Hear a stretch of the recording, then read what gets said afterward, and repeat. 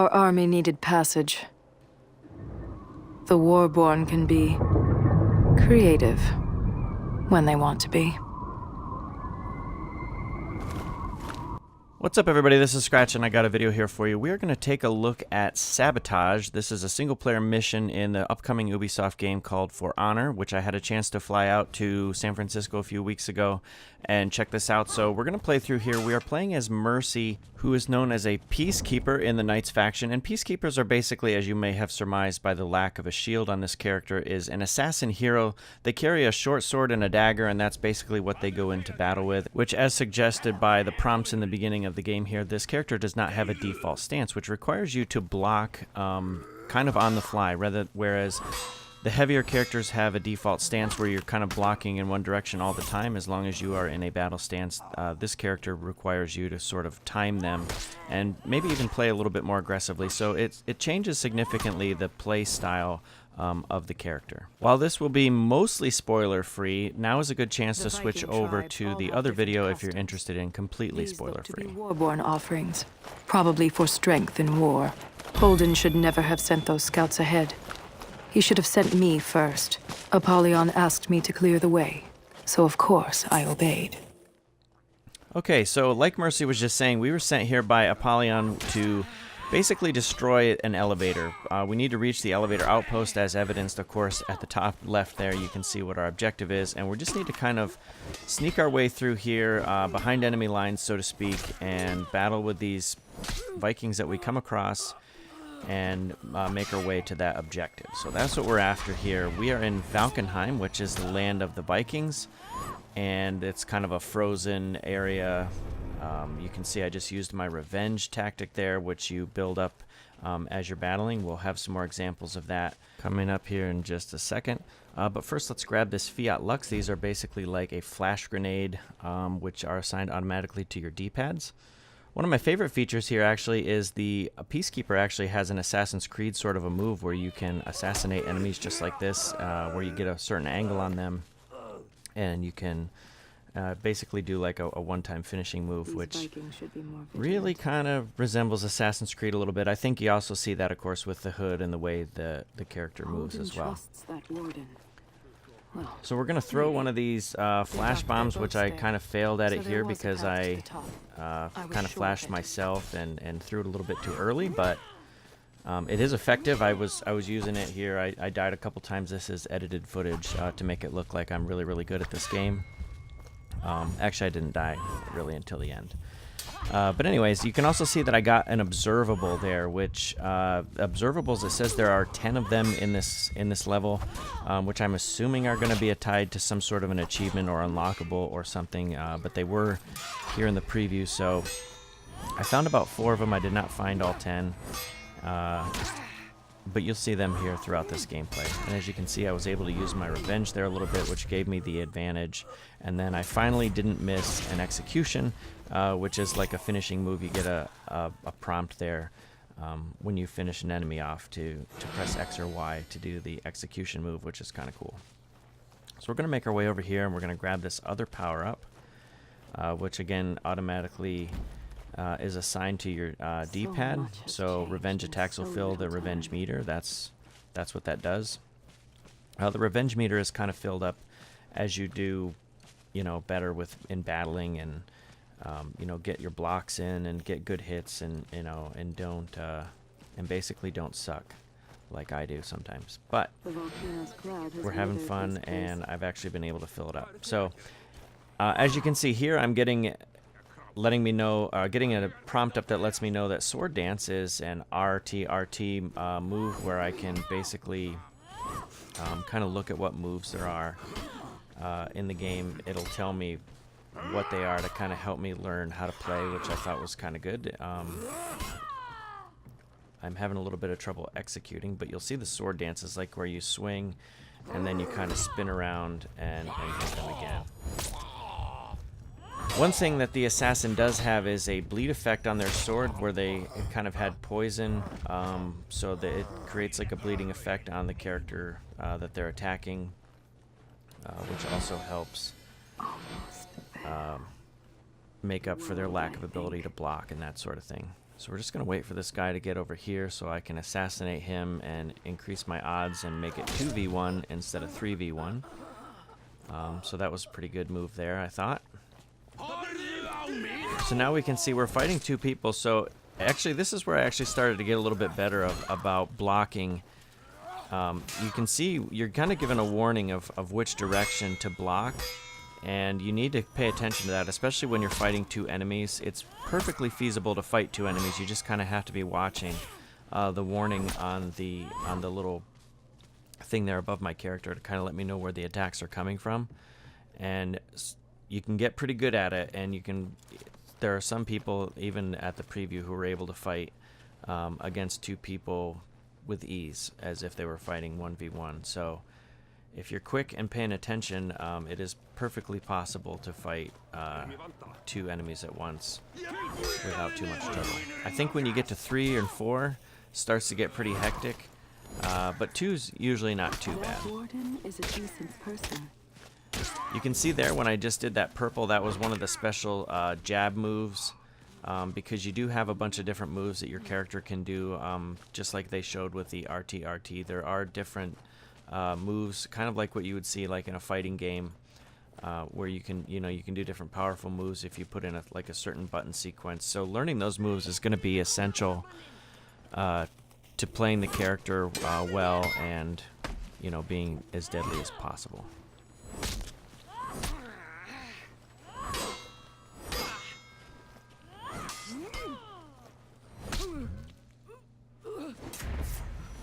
Off with your head. Alright, so I get a little bit of a health boost there after I do that, and then of course I can use the health, and then my revenge meter, as you can see, is going down there. So that just kind of shows how it is. But I've got another power up coming up here. I was going to try to sneak up on these guys, but that kind of didn't work out. But you'll see I'll get this other power up here, and I can I got a takedown.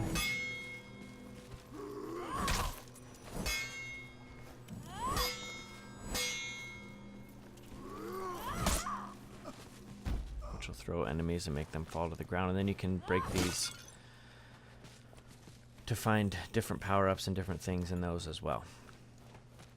So moving right on, we're making our way up. We still need to reach the elevator outpost. It's about 75 meters away, and it looks like we're probably headed in the right direction as we make our way up this little mountainside side path here.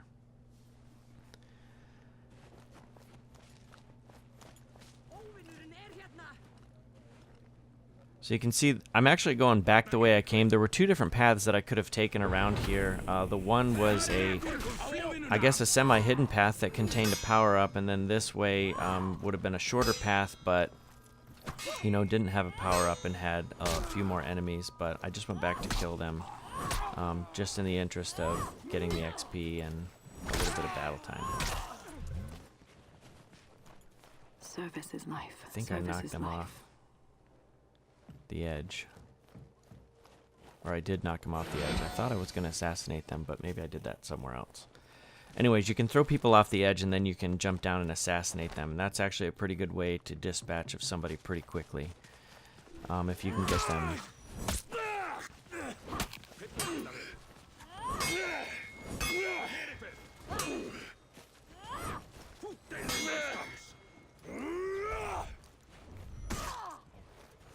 You can see I'm fighting one of the heavier characters in the Viking. He does quite a bit of blocking, and I need to really just kind of counter him.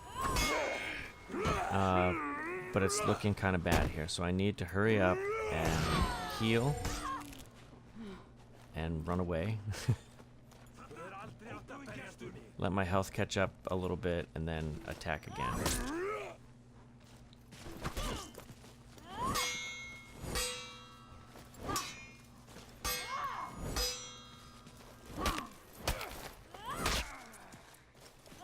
Holden has lost his way.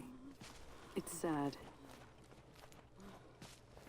Okay, so you can see when it's kind of like in Dead Rising 4, like when I start to get really, really tired and worn out, everything will start to turn black and white, and that's a good example of like when I'm going to need to kind of tone it back a little bit and either take a break or kind of back off what I'm doing, because your attacks get a little bit slower and your health drops, and before you know it, you're starting over.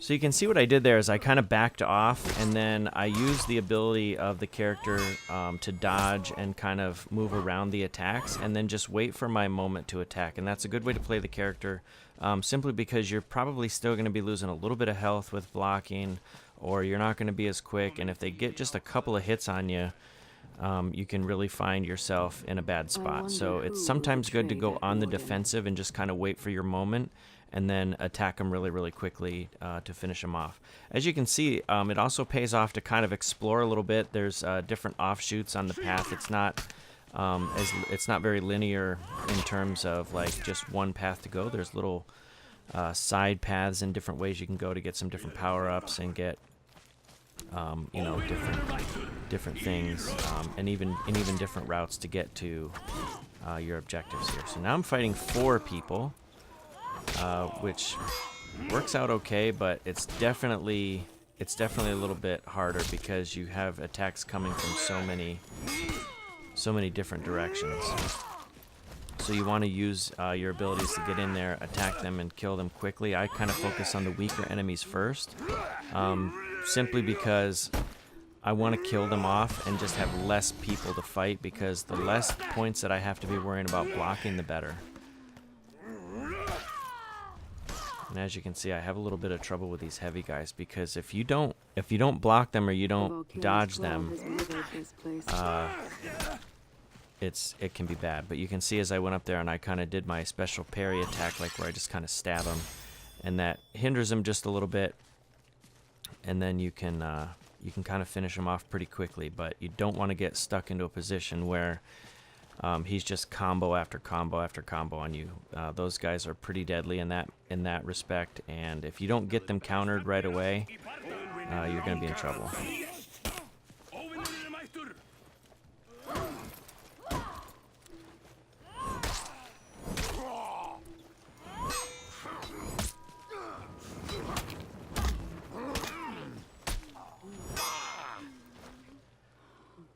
See, I fell down because I got a little bit too winded. I was trying to do too much. Okay, so we got some breakables here. So I got 3 of 5 breakables required, so I don't know if I got all of those or not, but that looks to be like a collectible situation. And it looks like we've made our way up here to the elevator, and our new mission is to sabotage the mechanism. So we need to sabotage 2 different counterweights, and so we're just going to kind of make our way inside here. We've snuck into basically the elevator base, I guess, and we're just going to fight some more enemies and look for these counterweights.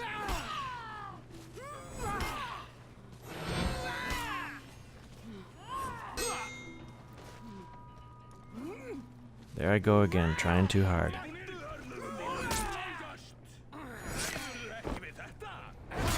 Okay, so I've attracted some attention, and now I've got 2 other people here coming after me, and we'll just dispatch them pretty quickly.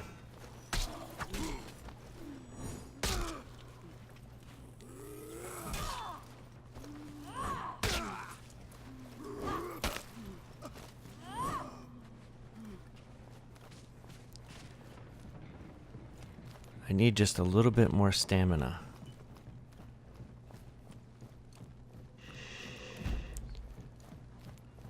Okay, so we got another power up here, and we make our way in, and here are the counterweight mechanisms that we are going to sabotage. So this is the first one, and that's simply run up to that and just press B to do that. And then I gotta fight one of these heavy guys, which I have the trouble with.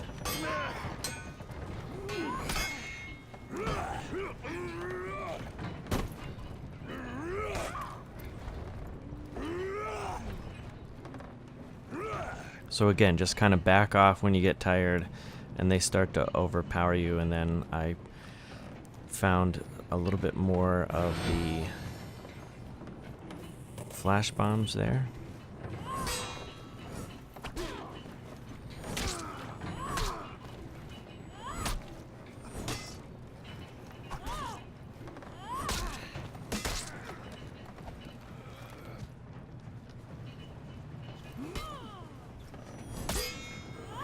One of the things I found like it's easier to do is if you can just kind of like back off a little bit, you can kind of separate the enemies, and so they won't all be attacking you at once. You don't want to really stay in the middle of them because that's when things get really deadly for you and not for them. But if you just kind of dance around the outskirts a little bit and kind of draw one or two of them towards you, the other ones will kind of stay there, and you can basically just kind of pick them off one by one and have it be a 1v1 battle rather than like 1v4. So here we are with the second mechanisms to sabotage these counterweights, and so that objective is now completed, and our next objective is to basically just get out of here. So I need to reach the mechanism and leave. So we're just about done with this, and we've made our way through here. There's still an enemy inside here, so we'll just take these out, and I've got the attention of another one coming in. But I've gotten pretty good at killing these guys now at this point.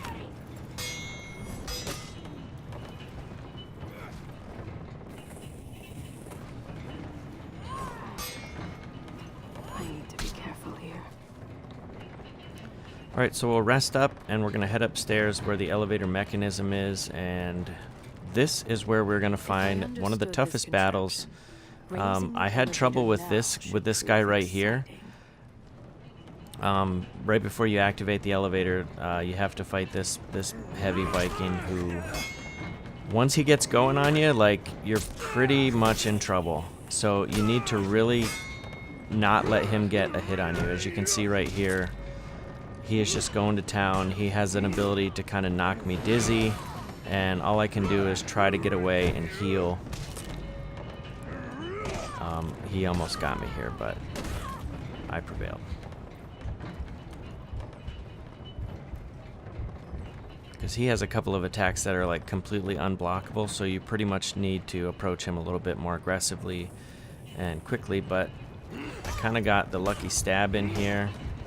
Just needed one more push. So I did get the final hit, and of course I missed the execution and accidentally activated my revenge because I waited too long, but that is it. We have now sabotaged the elevator, which was our mission in Sabotage, again, which is one of the Knight's missions, and I played as Mercy the Peacekeeper, one of the new characters that was unveiled today, and that's pretty much it. So if you have any questions, comments, or anything like that, please feel free to leave that down in the comment section below. I appreciate you watching the video and checking everything out, and especially if you stuck with me this long. I know this was a long video, but I'll have shorter ones, so check out the playlist, and thanks for watching, and I'll see you in the next video. Path's clear. Impressive. Don't encourage her.